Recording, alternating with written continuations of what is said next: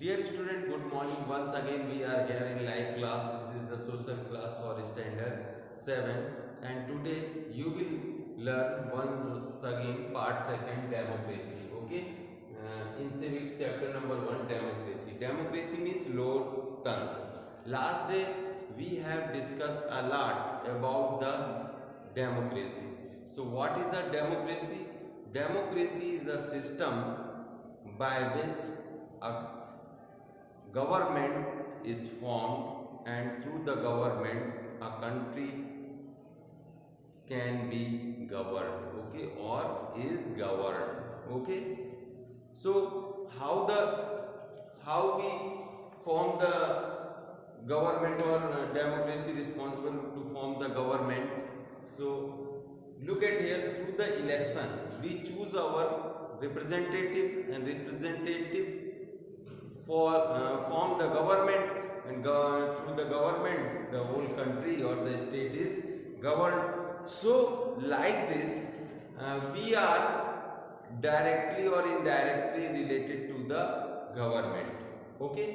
In India mostly we are following the indirect democracy. There are democracy are two types, direct and indirect. So we are following indirect democracy, okay. Last day we had discussed a lot about the in democracy types of government: authoritarian, communist and democratic government. And last day element that make democracy popular in the contemporary world, इसमें कौन कौन से ऐसे जो है जो एक समकालीन संसार में जो है इस लोकतंत्र को बहुत ज़्यादा लोकप्रिय बनाते हैं, वो क्या ऐसे रीजन है? तो peoples rule, equality, fundamental rights, law and justice, separation of powers, accommodating differences, है ना। इन सब के बारे में हम लोगों ने डिस्कशन किया। आज हम इस चैप्टर की last topic equality and justice in India, right, यानी कि टॉपिक है हमारा आज का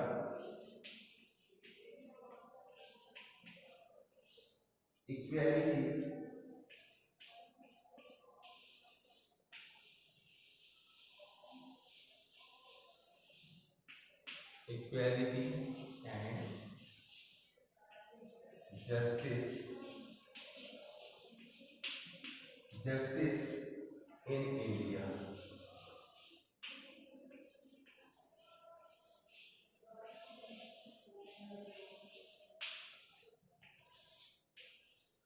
भारत में जो बराबरी का दर्जा है और न्याय, ये क्या है, किस तरह से जो है काम करता है, इसके लिए क्या मेजरमेंट गवर्नमेंट ने उठाए हैं, इन सब के बारे में हम लोग इस टॉपिक में डिस्कशन करेंगे। Look at the page number 182।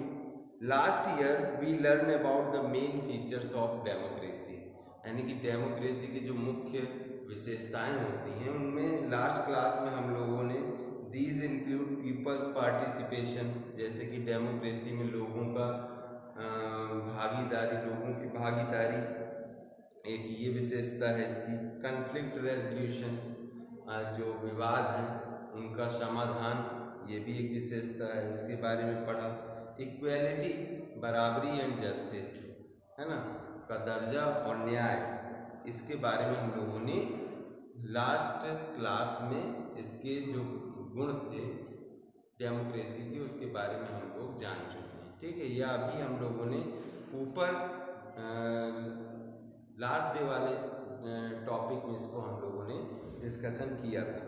On all the features possibly the most important in the assurance of equality and justice for all, है ना। और हर जो जितने भी इसके ये फीचर्स हैं, विशेषताएं हैं, possibly the most important is the assurance of equality and justice for all, उनमें से सबसे ज़्यादा जो महत्वपूर्ण जो विशेषता है वो सबके लिए समानता और सबके लिए समान न्याय की व्यवस्था जो लोग डेमोक्रेसी ने डेमोक्रेटिक कंट्री में है हमारे, यानी कि लोकतांत्रिक देश में है, वो इसकी सबसे बड़ी विशेषता है, राइट। तो देखिए, certain section of Indian society like the Dalit group of people in an Indian considered as untouchable, जो अस्पृश्य समझे जाते हैं या अछूते समझे जाते हैं, है ना।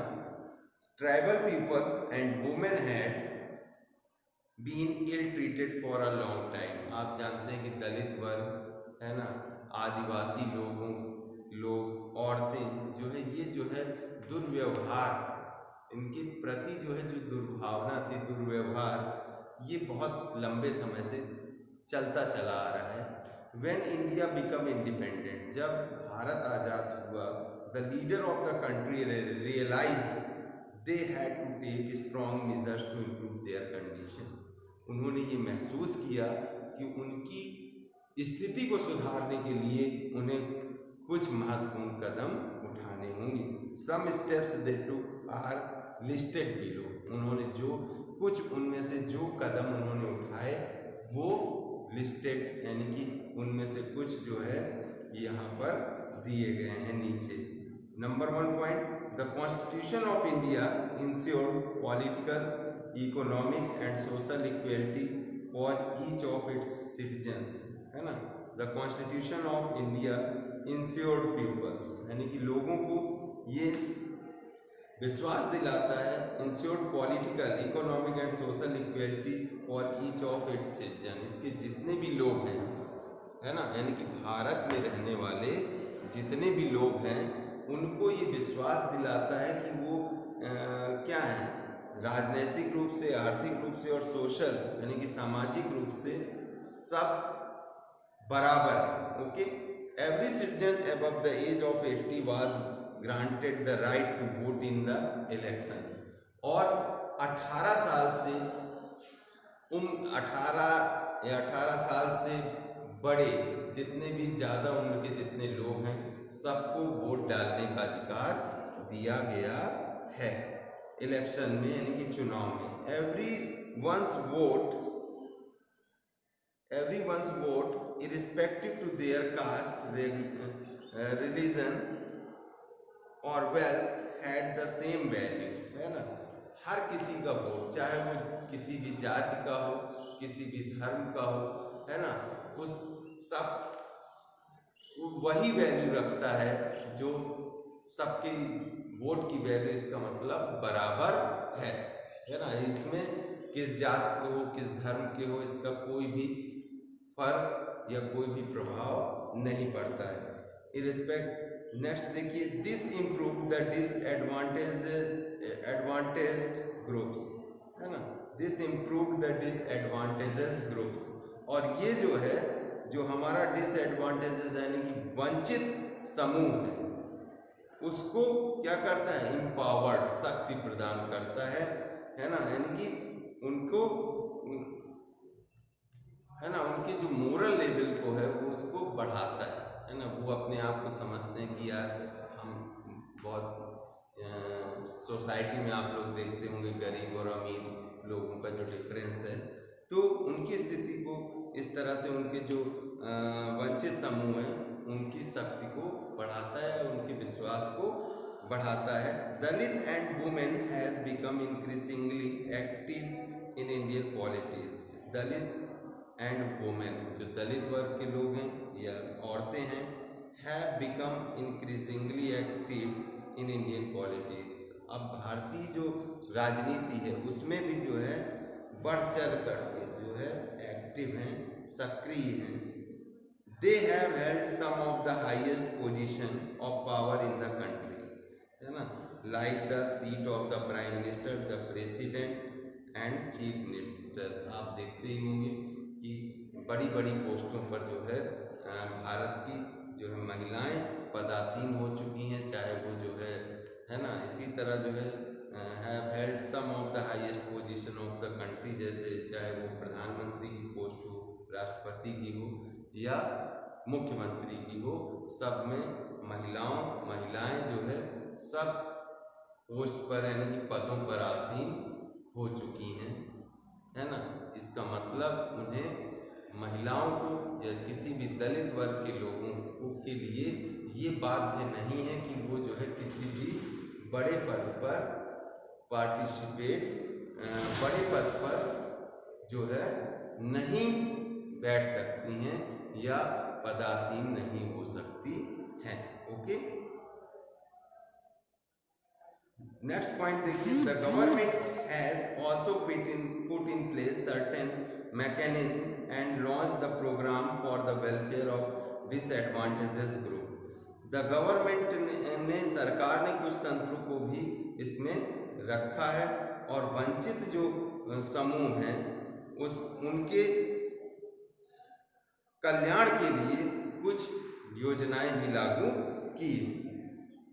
द एबोलिशन ऑफ अनटचेबिलिटी, जो छुआछूत या अस्पृश्यता की भावना है उसका अंत करने के लिए was a major step towards in the protecting the dignity of the Dalit वर्ग की गरिमा को बनाए रखने के लिए या सुरक्षित रखने के लिए एक जो है मुख्य जो है कदम उठाया गया है, जो है अस्पृश्यता का अंत करना, है ना। यानी कि ये जो छुआछूत की जो भावना है, ऊंच नीच, इसका अंत करना एक महत्वपूर्ण ये कदम सरकार ने उठाया है। Seat were reserved for people belonging to the scheduled caste and scheduled tribes. Scheduled caste और शेड्यूल्ड ट्राइब्स के लिए जो है सीटें रिजर्व की गई हैं इन पार्लियामेंट में and in institution of higher education, while a certain percentage of job were reserved for them in the government and in the public sector companies।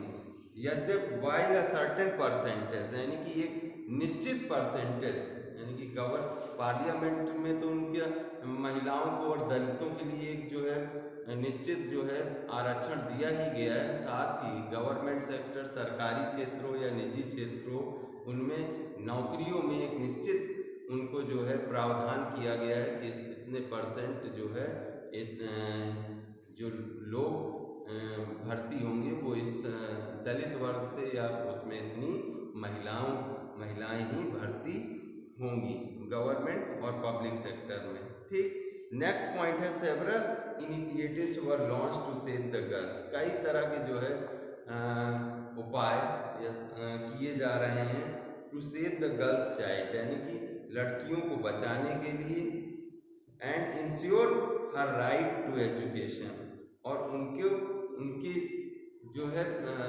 शिक्षा, उनको शिक्षित करने के लिए, और जो लड़कियों की जो धीरे धीरे जो संख्या बढ़ती जा रही है, क्योंकि ड्यू टू द फीमेल इनफोर्टिसाइड, है ना, भ्रूण हत्या जो है कि गर्ल्स चाइल्ड है तो उसे मरवा देना, ये जो कुप्रथा है इसको रोक करके जो है गवर्नमेंट जो है लड़कियों को बचा करके और उनको जो है उनके हक की जो जितनी शिक्षा है उनकी शिक्षा को सुनिश्चित कर रही है।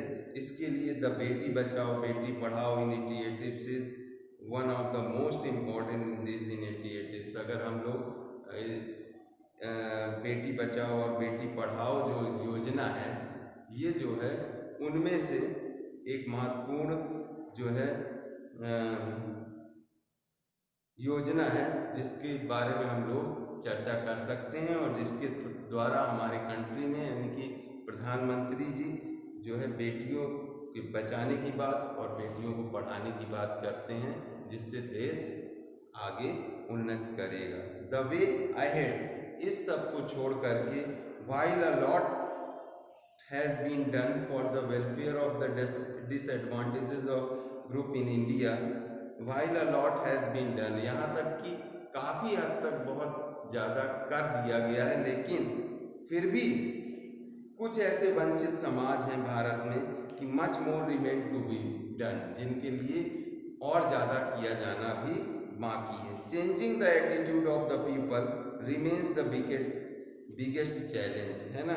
चेंजिंग द एटीट्यूड, लोगों के नज़रिए को बदलना, of the peoples remains the biggest challenge, ये एक जो है महत्वपूर्ण जो है चुनौती, एक बहुत बड़ी चुनौती है, वी कैन से दैट, है ना। In a democracy it can be very difficult to balance what is just and what is popular. In a democracy, लोकतंत्र में it can be very difficult to balance, ये balance what is just with what is popular, यानी कि इसका समावेश करना है, इसका जो है संतुलन बनाए रखना बहुत ही मुश्किल है कि जो है अभी क्या है और क्या लोकप्रिय है। By opening people minds through education and by reaching out to people from the weakest section. अब अगर हमें जो है उनके इस तरह की जो है जो ये अस्पृश्यता है ना, डिसएडवांटेजेस जो ग्रुप्स हैं, उनको अगर हमें सोसाइटी की मेन स्ट्रीम में लाना है कि वो हमारी जो मेन सोसाइटी है उसमें उसके साथ चल करके जो है काम कर सकें और उनकी जो पोजीशन है, उनकी स्थिति है, उसमें जो सुधार हो सके, उसके लिए हमें गवर्नमेंट ही नहीं, हम लोगों को खुद भी जो है स्टेप उठाने पड़ेंगे by opening people's mind through education. और इसके लिए लोगों के दिमाग का मतलब है लोगों की सोच को, है ना, शिक्षा के द्वारा जो है बदलना होगा। And by reaching out of people from the weakest section, और उन जो है गरीब लोगों तक पहुंच करके ऑफ आवर सोसाइटी, जो हमारे समाज के हैं, and improving them we can become an equal and inclusive society. और उनको सशक्त बना करके, यानी कि जो वीकर सेक्शन समाज में जो वीकर सेक्शन है ना, गरीब तबका है, उन तक पहुंच करके, है ना, उनको सशक्त बना करके we can become an equal, हम लोग हो सकते हैं क्या, बराबर, और एक समावेशी समाज का निर्माण कर सकते हैं, यानी कि इंक्लूसिव सोसाइटी, यानी कि समावेशी समाज, ऐसा समाज जिसमें सब लोग मिलजुल कर रहते हैं। राइट डियर स्टूडेंट, तो ये equality and justice in India, यानी कि भारत में डेमोक्रेटिक जो कंट्री है इंडिया, या डेमोक्रेसी में सबको समान बराबरी का हक दिया गया है, सबके लिए समान न्याय की व्यवस्था की गई है। इसी के साथ साथ बहुत सारे जो दलित और जो डिसएडवांटेजेस ग्रुप हैं उनके लिए स्टेप्स उठाए गए हैं। कुछ स्टेप्स अभी उठाना बाकी है, लेकिन गवर्नमेंट ही पूरी तरह से इसके लिए उत्तरदायी नहीं हो सकती है। हमें क्या करना होगा, इसके लिए हमें खुद स्टेप्स उठाने होंगे। और स्टेप्स कैसे उठाने होंगे, हम लोगों को स्टेप्स उठाने का मतलब है हमें अपनी सोच का दायरा बढ़ाना होगा, और हमें ये समझना होगा कि इस सोसाइटी समाज में जाति पाति धर्म इन सब का भेदभाव भुला करके हम लोग भाईचारे की भावना अपना करके समाज में सब लोग मिलजुल कर रहें। और जो हमारा जो दलित समाज है, या औरतें हैं या महिलाएं हैं, उनकी जो स्थिति जो पहले से चली आ रही है उसको हम लोग बेटर बनाएं, लड़कियों को बचाएं, लड़कियों को पढ़ाएं, ताकि हमारा देश विकास कर सके। इस तरह से हम लोग एक inclusive society, we can form an inclusive society, यानी कि एक समावेशी समाज का निर्माण कर सकते हैं। Dear student, thank you, this is the end of your chapter, and today I will give you the all exercise question answers PDF, so you will write in your notebook. Thank you. We will start with our new topic in history tomorrow. Okay, have a nice day.